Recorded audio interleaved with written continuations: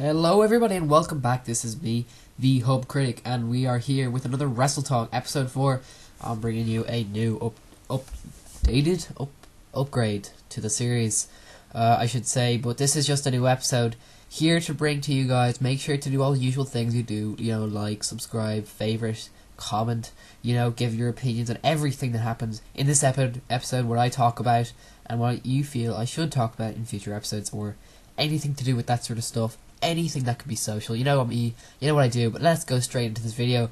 What are we talking about? Well, of course, we're going to talk about Money in the Bank in a sec. I'm going to talk about NXT, probably after that. Dusty Rhodes, I should probably do a notice about that right now, but yeah, we'll carry on and talk about Raw right after this. So, Dusty Rhodes, yeah, he has passed away. It is pretty, I don't know, can't say unexpected.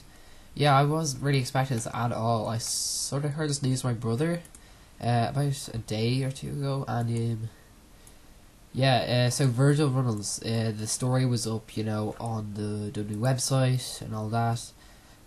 Of course, I'm not joking when I say this. Most of you heard about this. He was 69 years old when he died. So yeah, he did have a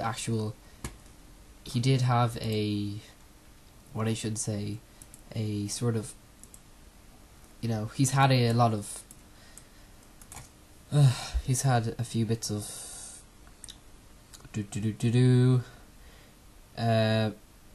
some memorials and stuff like that, from Money in the Bank and stuff, which I'm going to go and get into. I'm pretty sure it was probably an illness that he suffered. He had a cancer last year. I think he was diagnosed with that.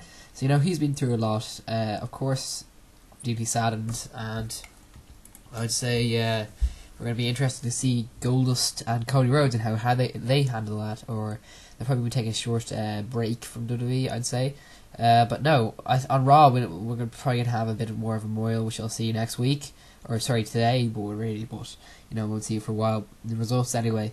But yeah, it's a pretty tragic thing, well, I wouldn't say, it's a sad time, because, he's pretty much being a legend in the ring. No overstatement there in saying that, and definitely has inspired a lot of the current wrestlers today. So he's a legend in the figure of transcending generations, and what he's done is been mind-bogglingly great for the business. So yeah, even people in NXT and stuff like that, Renee Young cried, and yeah, it's just been a deeply affecting thing. We don't even see like a whole week of this sort of memorial to him. But anyway, enough of that. Let's go in and talk about Money in the Bank 2015. Heard the results today. I watched the first match on the card, which was this match indeed, if you can see the picture of.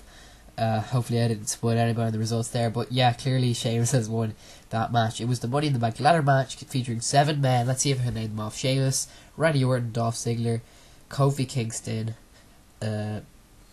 Neville, let's see, Kane, and I can only name off 6 people there, and of course Sheamus. So Sheamus ended up winning that one. Roman Reigns was in this one. He was obviously my number 1 pick. I think I had Sheamus as my number 2, but no, Roman Reigns. I could feel that, of course he had that sort of classic build into this match. He had this you can tell he was wasn't exactly the favourite, he was the expected one to win this one. And yeah, so a little bit unexpected here. The usual sort of antics in the Money in the Bank match.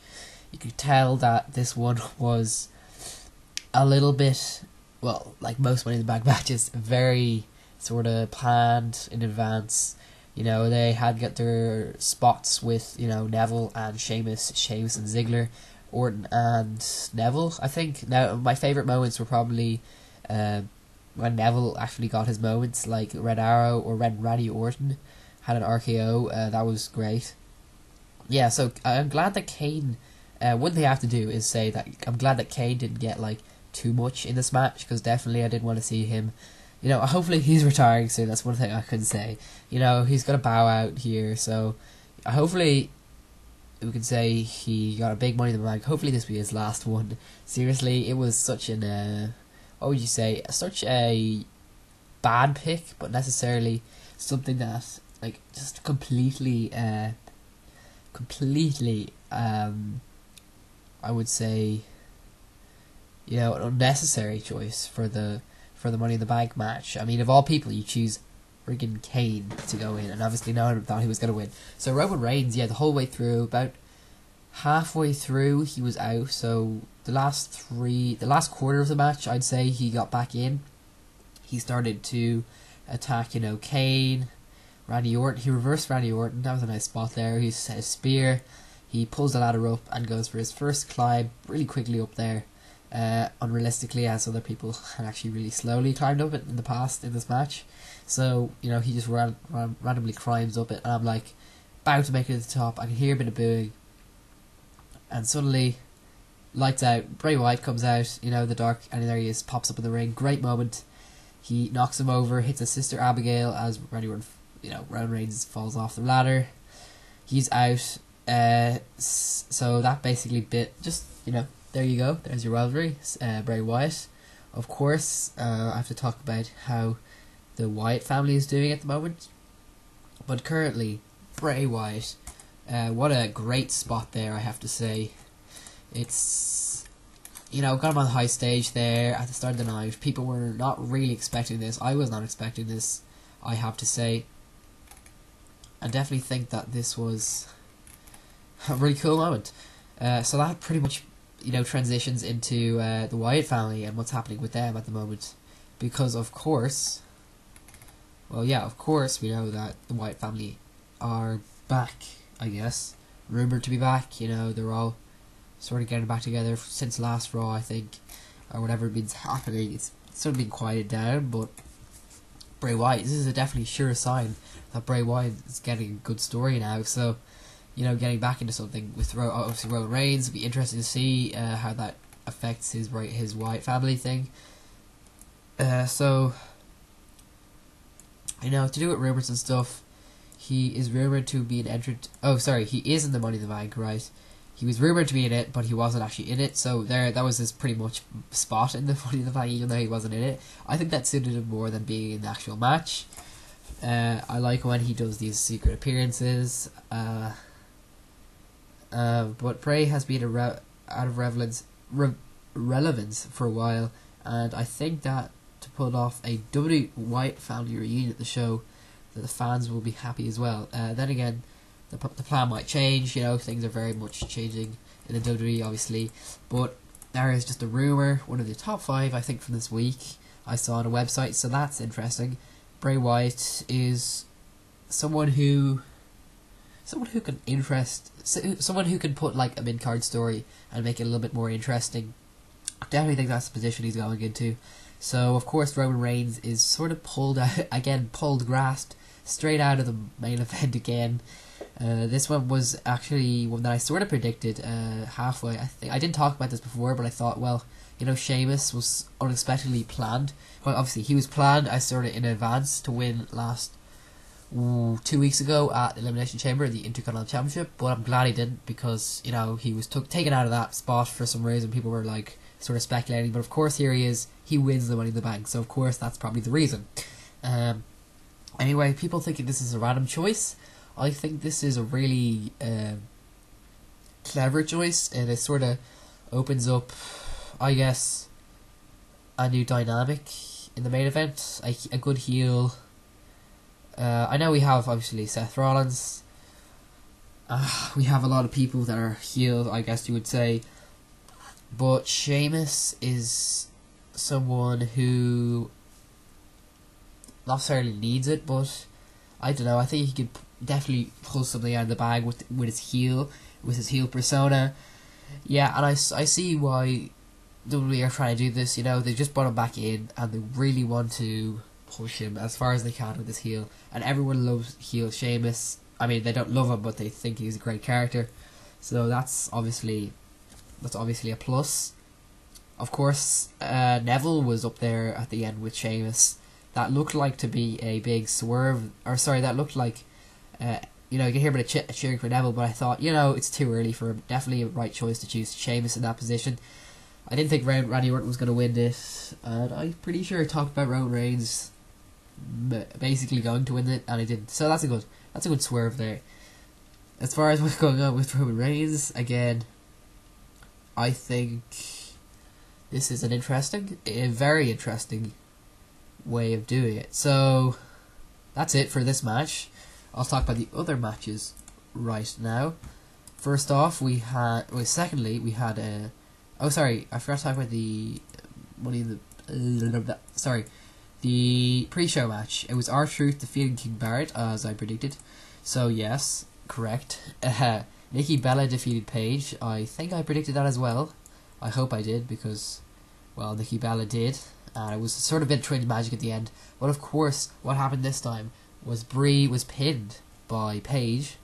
But the referee didn't call it as a victory, even though it should be disqualification, personally. Nikki Bella goes for a rack attack and wins in 11 minutes. Okay, Big Show defeats Ryback by disqualification. This included The Miz, who came out, as I heard. I didn't actually watch this match. But he came out and he basically attacked Big Show, giving Big Show the DQ win. So of course Ryback retained his Intercontinental Championship. You know, I haven't seen Ryback much as the Intercontinental Champion, but I have seen without any championships. He seems like a really charismatic guy. I definitely think that maybe WWE are sticking with this guy for a while. I definitely think, he's getting pretty popular. Well, he has been obviously quite popular at the moment. As long as he can pull out some good promos in decent matches, then I think that he's definitely going to be a good champion.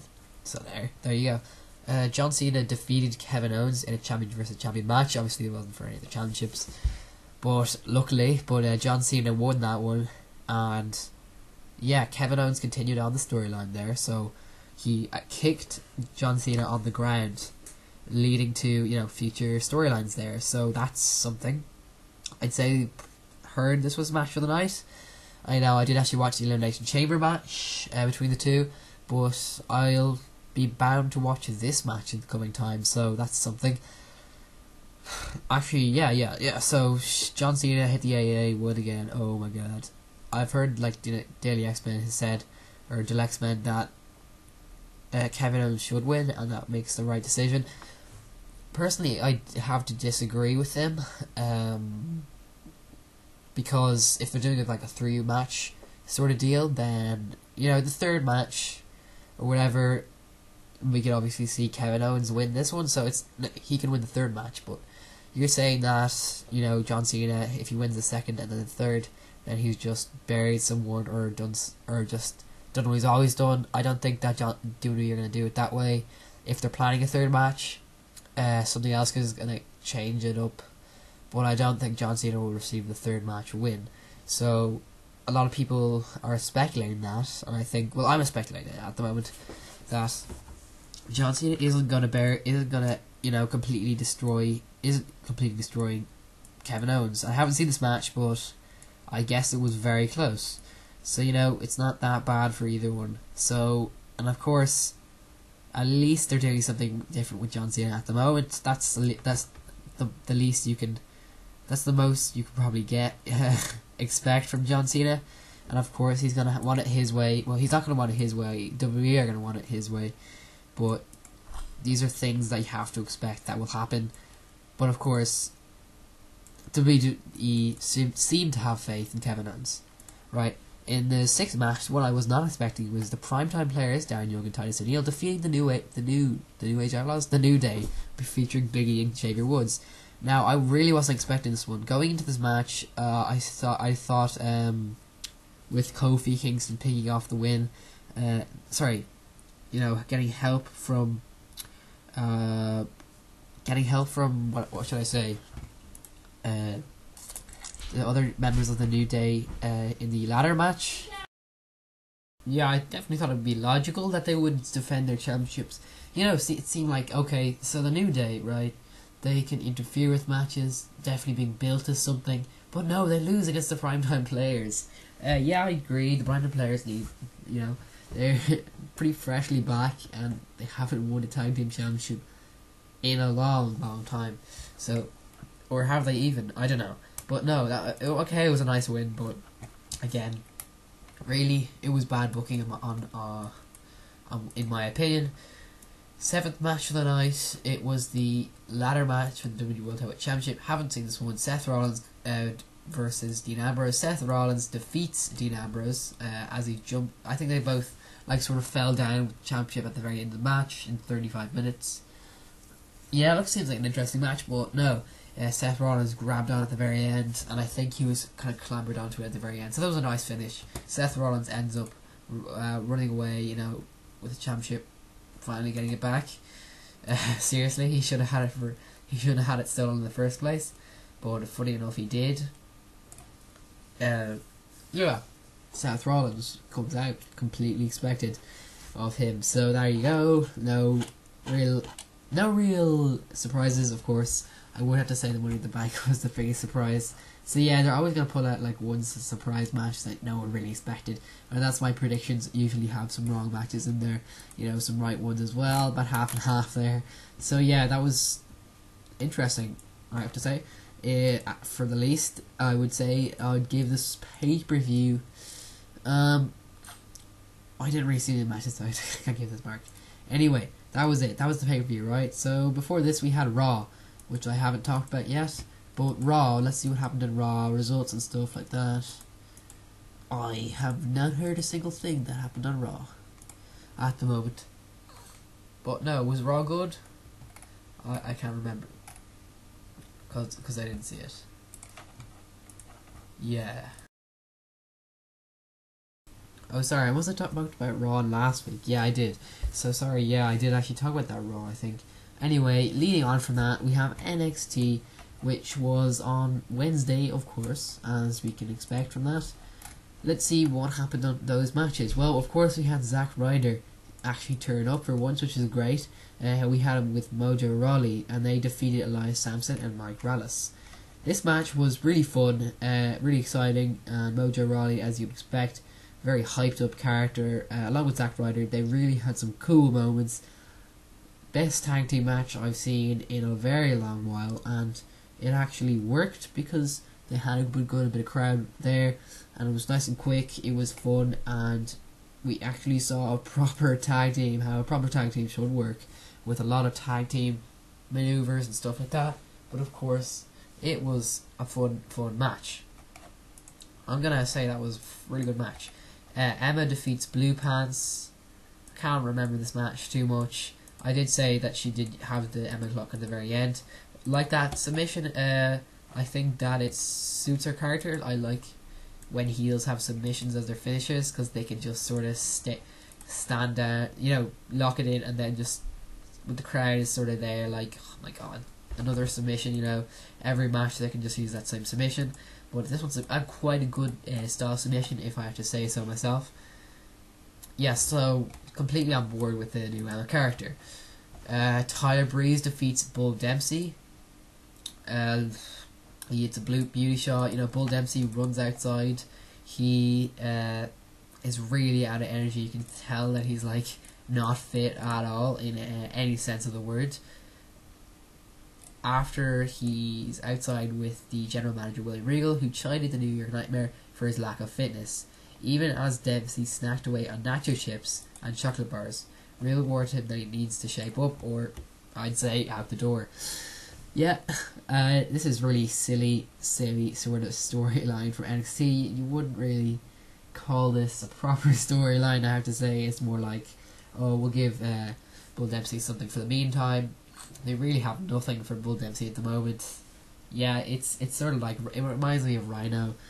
Rhino's being pushed this way and that, but he's not really been given any certainty for anything.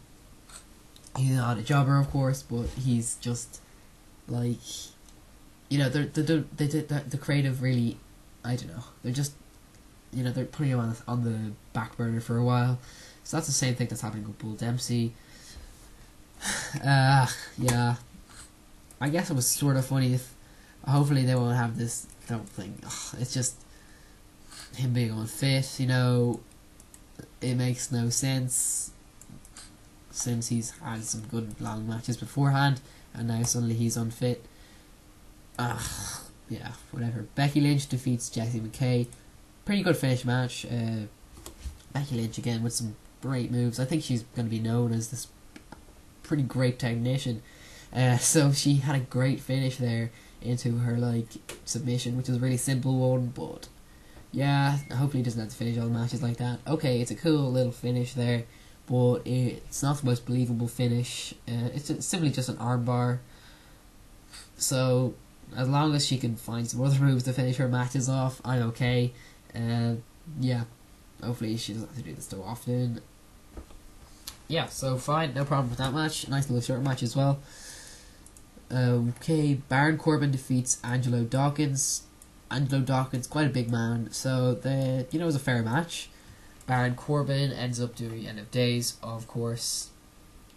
He crushed him into the corner and clobbered him with the right hand.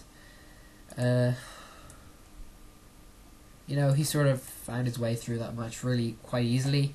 Of course, it was believable because Angelo Dawkins is of a big size, but I like that, so that was good. In our main event, we saw Samoa Joe make his in-ring debut against Scott Dawson. Scott Dawson, who is this man? Yeah, Scott Dawson, he was like a sort of weird looking cowboy man. I don't know what he looked like, I can't remember. He looked really weird, but anyway, we saw Kevin Owens at ringside, which was cool, talking there beside the sort of awkward looking what should I say his name was? I can't remember. He's one of the answers anyway. Samoa Joe made his debut in impactful fashion, I should say. The 300 pounder, but there was no overpowering the NXT newcomer. Joe bulldozed Dawson with huge tackles and an STO out of the corner before wrapping him up for his first win with the muscle buster. So that was brilliant ending. Very good. I guess they aren't changing his name. Hopefully they won't. So then after the match, he calls out Kevin Owens, daring him to step in the ring and fight Owens.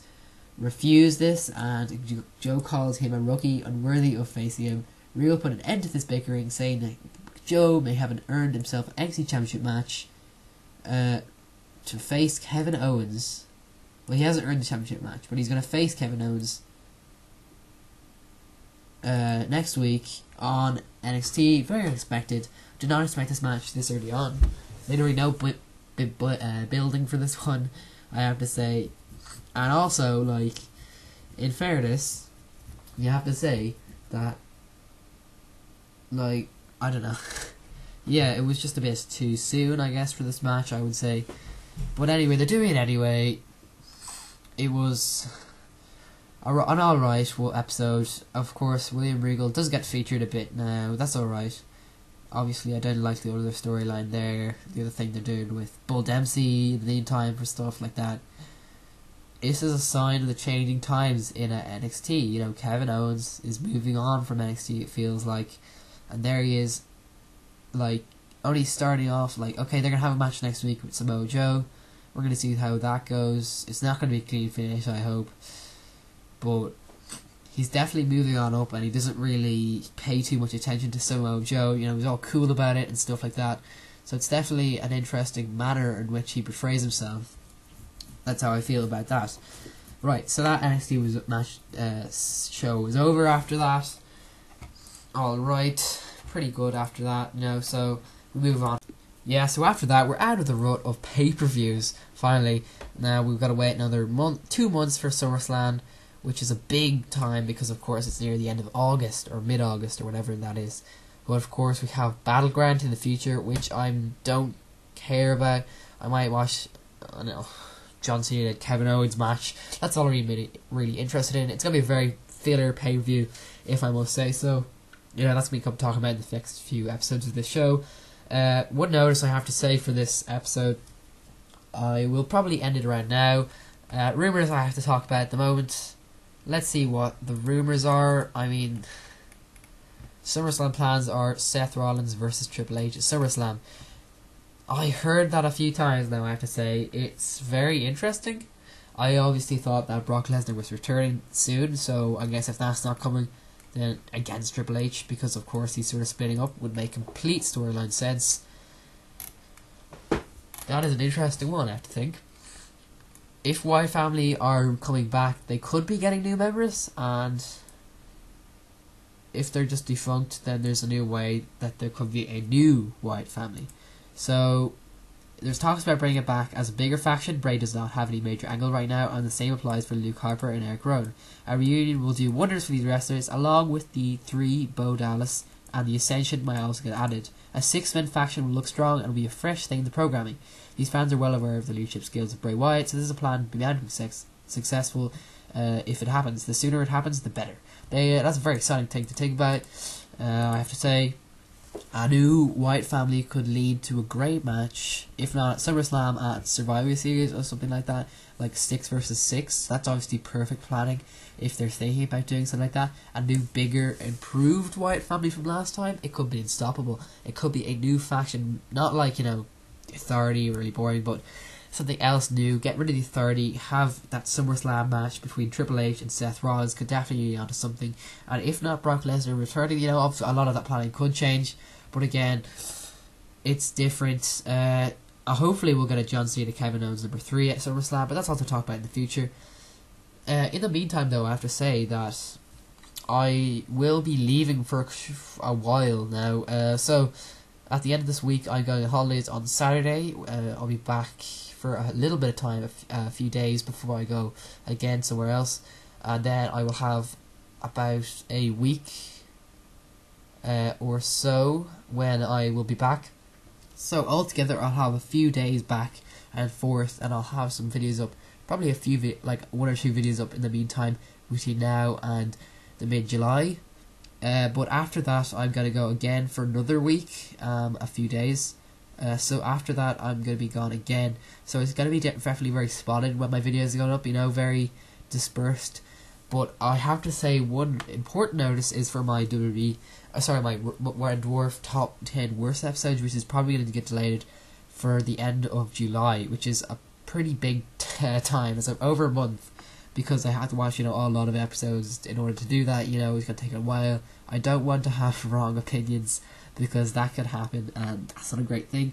So that video is expected to go up end of July, hopefully by the latest end of July, because I'll be back indefinitely without anything else looking forward to in the summer, so I'll have lots of time to do videos around mid-July, which is going to be good for, future uploading, because I'm going to have a month and a half to do stuff like that. So I'm going to have loads of time for that stuff, but that's obviously coming up in a month from now. So you can't expect that Red Dwarf video to be up very soon at all. So that's one other notice I have to make.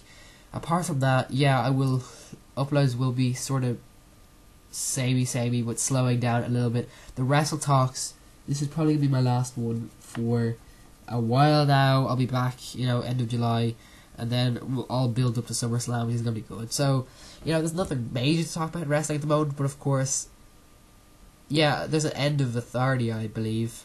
So that's one important thing to think of. It's going to be exciting. All my other WWE notices, they'll probably come up in future Wrestle-Talks. One important thing to say about. So, there you go. There are my future uploading plans. Will probably revolve around the dates I'll be home. So that's, up in the air at the moment. But of course, I sort of have pretty much planned when I'm going to upload some videos. You don't expect me to upload too often now. So that's it for this one. Thank you for watching. Make sure to like, comment, favorite, subscribe. Do all the things you can to support me. And see you all next time.